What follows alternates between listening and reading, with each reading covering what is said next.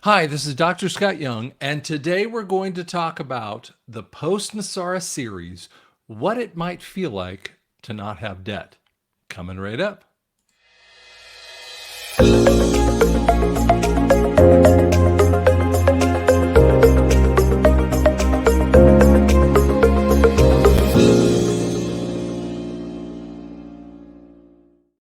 So, what I want to share with you today is to give you some ideas a little bit about this. But before I start, before I start, would you guys mind do me a favor? Would you like and subscribe here? I mean, if you don't subscribe, then it doesn't, it's kind of a problem with that too. But I want to share with you about this debt issue with that too. So, we're going to talk about what it's like to be without debt, but I'm going to throw you a couple ideas. Some of them you've heard before, some of you might not have been listening before, or you never even heard me before, so you have an idea of what's going on. I'll give you a story. This actually occurred back in 2020. We used to have these groups in the Tulsa area, and I would have these meetings. They would fill out my one room, only had 30 people, and I just couldn't do them anymore for a lot of reasons with that too. But this one lady told me a hysterical story. Some of you heard. She said her husband calls up the bank and he's screaming bloody murder. Like, where is my Toyota payment? And he kept like barking at the loan officer. And the loan officer's like, right? Freaking out, trying to get all the information out, trying to give an idea of what was actually going on there. Sorry, made a little noise there. But freaking out about that. And he was going back and forth. You're not taking my truck. And she goes, I don't understand, sir. Your debt was paid off. I don't know why, just it never stopped with that particular one.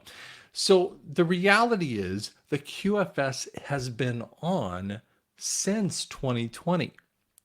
He is just but of a few people who've randomly had their debts paid off.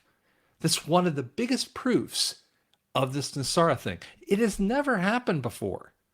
I've seen just numbers, scores of people, and you can go onto the YouTube channel here and you go see it yourself. You don't have to just believe me, but I've taken all the data. I wish I'd taken every bit of the data though. But one thing I want you to share with you is a possibility that a lot of people are going to feel like is lottery winning. Now, when you have a lottery ticket of let's just use a bigger number, okay? Not just a few 100,000, but let's say 5 or 10 million. See what happens on lottery winnings. First off, let's just use 10 million for the heck of it. They'll normally take like 45% off. So let's just say you come up with 5.5 million. I'm making up exact number, but they always kind of hit out the taxes. Now, secondarily, what will happen is that you might have other fees that you might have to pay for, and then you might walk around and go, I'm going to pay off my house, I'm going to pay off my car, I'm going to pay off all these different things, right? And one of the things that happens is that most people have with lottery winnings, they like share it with everyone, or someone else in the family or the friends or whatever finds out about it, and then they're coming out of the woodwork, right? And the problem with that circumstance is that, and forget about the part about all the debt issues, but or what their money is. But when they get out of debt, sometimes they find, well, I'm going to go buy a bigger house. And they really don't have the cash for it. So they go off and finance it because hear from people, well, you should just go pay for the house. Why would you want more debt? And then they move up in house and move up in house, and they're really not paying attention to it. But within a few years of even some significant lottery winners, they have had multiple stuff that goes on with in a bad way. For instance, bankruptcy, family members who have died because they've overdosed or whatever that might be. And so they find out that it isn't all that it's cracked up to really be. The reality is that NESARA, National Economic Stabilization and Reformation Act, has been morphing over a time frame. It's tied into the QFS, or the quantum financial system. And one of the things that happens is it transports you, the person, outside of the systems of the debt system. So for instance, you have loans of different types. And whether they're, you can actually see that it's Capital One Bank or whatever that might be. Sometimes people don't always know all the loans, and so they're kind of struggling to figure out what that means. But it's going to see all of your, let's just use an example, Experian credit report. Okay. It's going to see all that, but it's also going to bring in your 401ks and all of your bank accounts so that it's going to be one stop shopping in essence. Okay. And so that it'll be a portal for your financial future. But what it does is it takes you out of the systems that they have imposed.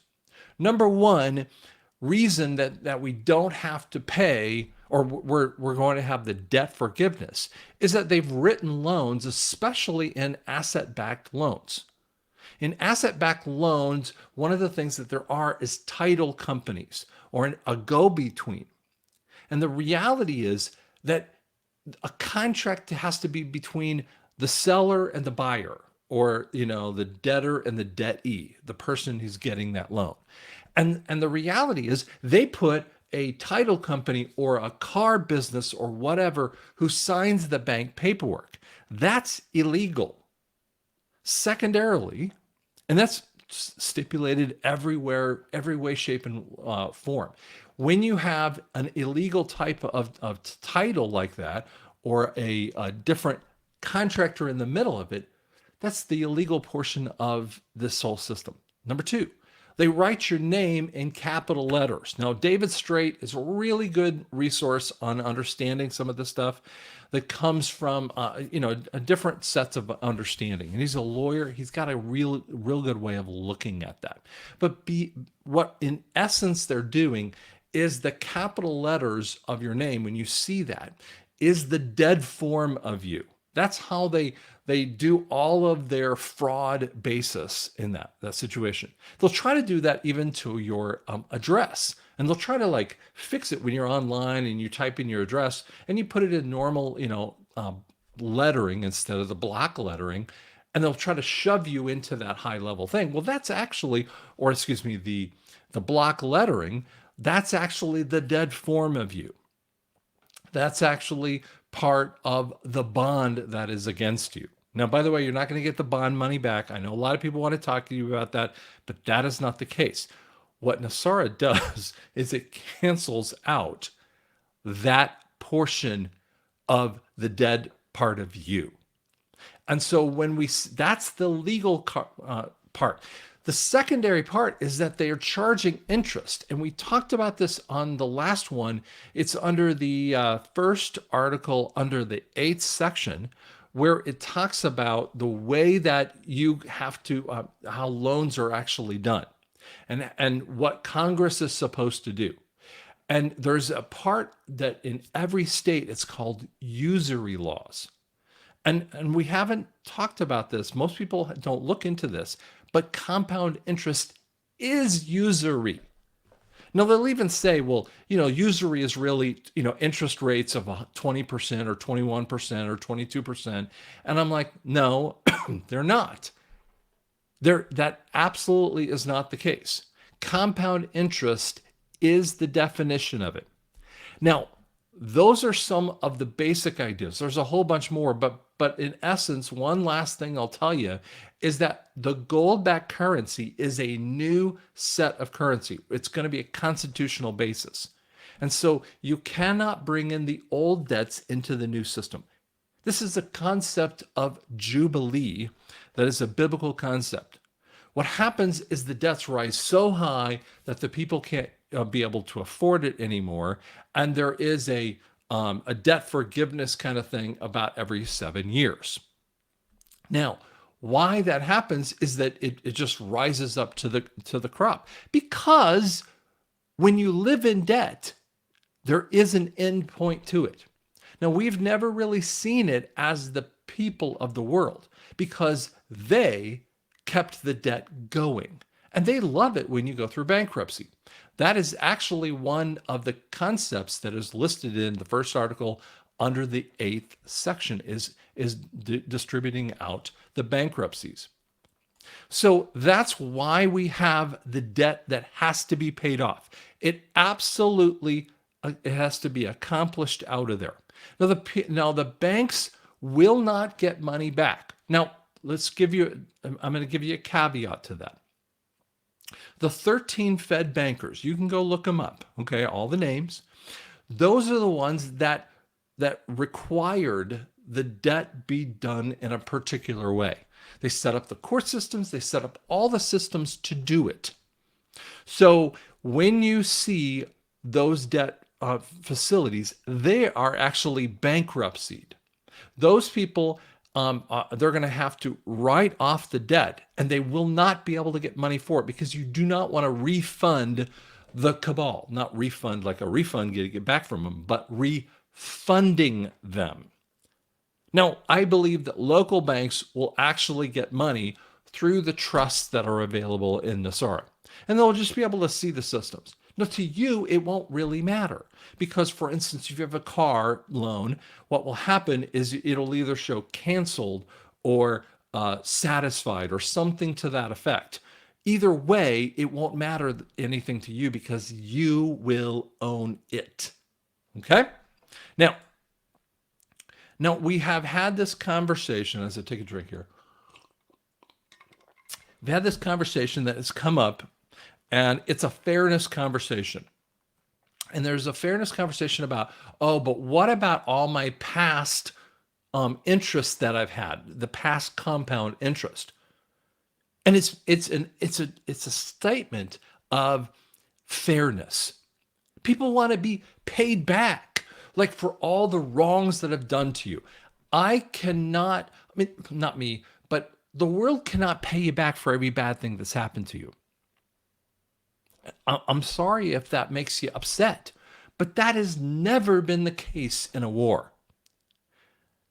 The reality is you can't pay back the systems. All the people for all the compound interest because it doesn't even work out that exact way. Let's just use a small example. Let's say you buy a house for $100,000. It's a compound interest, and we're just going to make up a number like 5% interest, compounding interest. You have it for 5 years. You pay down a certain portion of that house after the 5 years, probably only going to pay like maybe $5,000. But it's $95,000 you paid down. And let's just say you wrote it, you got it for 100% loan, just for the heck of it. But you sell it for $120,000. What happened there? Well, that is, and you get to like take that and put it toward a new house, or you'd have to have capital gains taxes. By the way, that's another conversation of the IRS we'll talk about later. But then you you sell that house for 120 and you buy another house for 150, making up numbers here. And you put that amount that you had, the principal that you built up, or basically 25,000, but you really only paid $5,000 on that house in the way they do it. But you have $25,000 in essence to the new house. So now you're at, in essence, close to not having to pay a PMI. And then it just keeps going up and up and up. And the reality is, how much compound interest have you really paid versus how much has been appreciated in essence? And that it just gets so messy, guys. And I know you think this can be done. The reality is that is not going to happen. Now, some of you will say, well, that's just not fair. And I love that question or that statement. I go, listen, when has the world ever been fair? When have you really fairly been treated? You know, the Word of God says, all have sinned and fallen short of the glory of God. What is really fair is that we all pay the penalty of sin. The penalty of death. The penalty of sin is death. But the gift of God is eternal life through Christ Jesus our Lord. So, wait a second. God doesn't make us pay when he's talking about fairness. But we want the government to pay us back in fairness. And I'm just like going, when in the world have you ever experienced the fairness? You don't even know what fairness really is. Because if you had made $30,000 or $50,000 a year for years, someone else over here has a $200,000 average salary, And that other person over there, has had way more in compound interest that they would have gotten back. Guys, it's a never-ending circle of silliness. The answer is yes, you cut it off. It slices off on a date when this thing occurs. When NESARA comes through the QFS, boom, it'll happen and it goes away. Okay. And it's just exactly like canceling an insurance policy. Now, we just canceled a family member's insurance policy as he passed away on the house. And I just found out that we're probably going to get like $200 back, right? Because we had an amount paid in and they calculated it over that month. And so that's kind of how it works when they cut off a date. So you might have paid into it, right? You might have made your monthly payment, but it was at the wrong time frame for when that refund would go through. So you might have a little crossover, a little bit of that, but you're not going to have all the interest coming back because the world isn't fair. Now, I get this all the time too. Which loans are paid off and how much? The reality is every loan that you have through any bank type of system is going to be paid off. Now, let me give you a couple caveats. First off, if you leased a car, I get this a lot. If you lease a car, if you're leasing to own, Hyundai, for instance, will, again, make up a number. Let's say to own it would have been $350 a month, but to lease it, it's $280. I'm making up a really low payment kind of thing. But at $280, what they do is that like after 3 years, you could turn it in and you could either keep paying that loan for another amount of years, or you could just turn it in as a lease payment kind of thing. So that's kind of a lease to own. Normally those things we believe that those will probably get paid off. But if you just bought a car under a pure lease, or your company bought the car under a pure lease, that's a lease. Okay? It's no different than you renting an apartment. Like I rent in the building I'm in.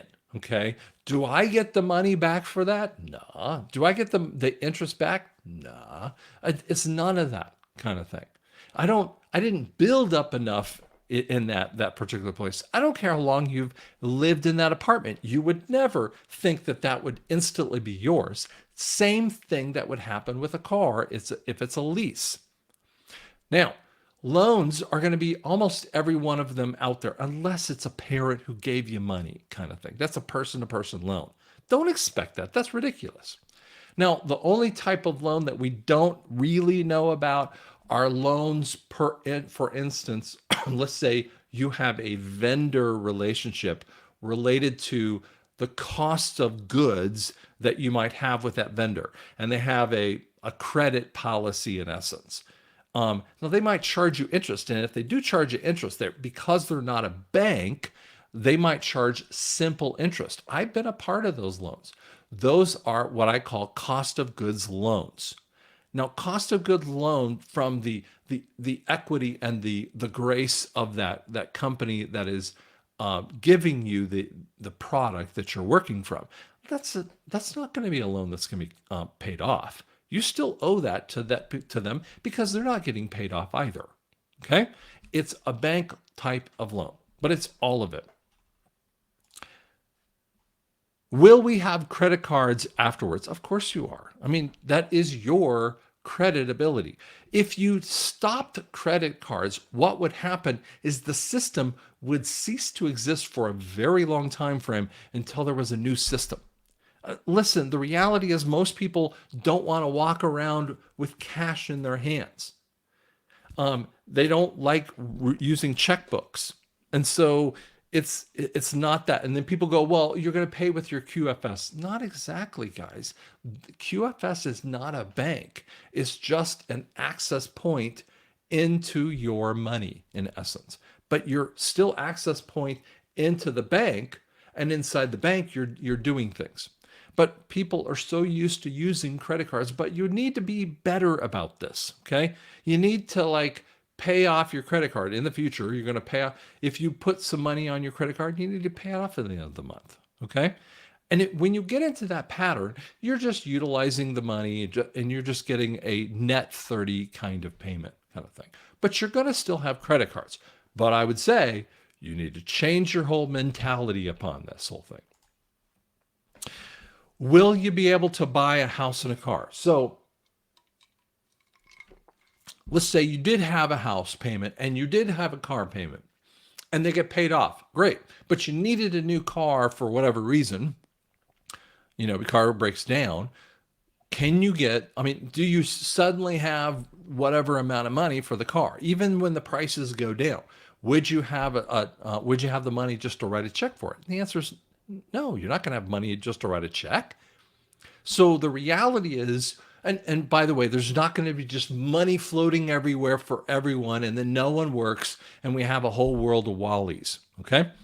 What we're going to see is new types of loans for those. Yes, you will be able to do the house, and you'll be able to do the car. But it will change because the credit scores will be meaningless. And I've talked about this before. But if you have a normal circumstance of debt to income, a high level of debt to income or income to debt would be 30, I think it's like 36%, where you can actually do bankruptcy. But did you know that the credit companies will still loan you a house if you're up to 33%? Now that's a very high number to have. As a business, I remember I had 90% debt to income ratio. It was ugly. I was swimming in debt, and there was no way for me to get out of it until God just kind of helped me daily in that system. But as soon as everyone's debt falls off, all debt to income is 100%, right? Or income to debt there's just nothing. So how can you utilize the scores? You won't. What we will find is this point of budget. So they will be looking at budget for you. So when you go to a bank or you go to a car dealership, they're going to be asked, whether you get a loan from Toyota or whatever, they're going to be looking at your ability to pay. It's called budget. Remember, this is a one-time event. This is not going to happen again. You might say, well, that's not fair. I should just go off and get a whole bunch of debt right now. Is that what God tells you to do? Does that make any sense? Hey, listen, I'm not telling you to do any of this stuff. I never have told anyone. God told me to pay off a debt a while ago because I did it because I was being in obedience to God. And I learned a lot because of that. But if you're not in debt right now, because you know how to live within your means. See, it's going to be a lot easier for you because you know how to do it. The other people are going to have major troubles dealing with this issue if they've not learned the lesson of being out of debt. You have to find a way to live within your means. I would even right now start to learn to budget. Guys, it's super powerful to budget. Knowing what you can do. My son is in the middle of this kind of process in his life. And he's been very good with his money, but he's working through that process. And if you remember back when you were younger, you had that same kind of thing, right? How do I budget? How much should I spend for a house? How much should I do for this? And the world's been telling you, stupid things like for a ring, for a wedding ring, you're supposed to, spend 3 times your monthly salary. Come on. Stop listening to the systems of the world. How about spend within your means? Okay? How about finding a way to do that? Because you know what? This isn't the big deal. It's the relationship that's in the middle of that, right? That new thing isn't going to give you happiness. It might fulfill a need. We need to put it in those kinds of terminologies instead of the happiness and the marketing stuff that happens. Let's live within our means. And then we know that we have abilities to help others. I hope that helps you out, gives you some perspective. But this is that whole series that we're trying to help you out with each step of the way. Thanks so much.